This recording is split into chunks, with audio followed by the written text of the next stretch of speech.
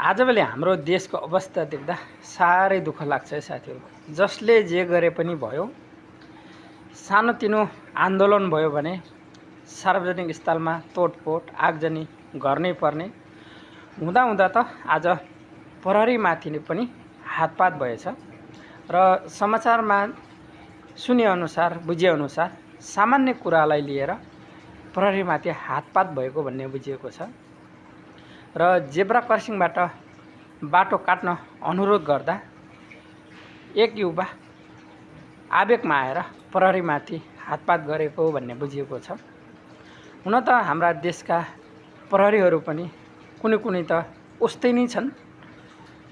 शान्त स्वभावले नभनी एकदम खरो रूपले प्रस्तुत भएर जनतालाई हेप्ने प्रवृत्ति छ। तर पनि जे जस्तो भए पनि जनताले पनि नियम कानुनमा रहेर नियममा अघि बढेको एकदमै राम्रो हो।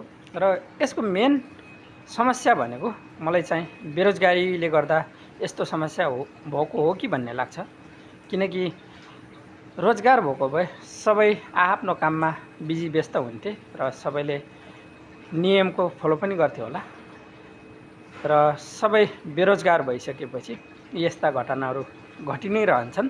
र यस्ता घटना रोक्नको लागि नेपाल सरकार गृहमन्त्रीले एकदमै कडा कदम चाल्नुपर्छ जस्तो लाग्छ मलाई चाहिँ। र तपाईहरुले कस्तो लाग्छ, तपाईहरुको विचार तलको कमेन्ट बक्समा लेख्न नबिर्सनु होला। हस्, धन्यवाद।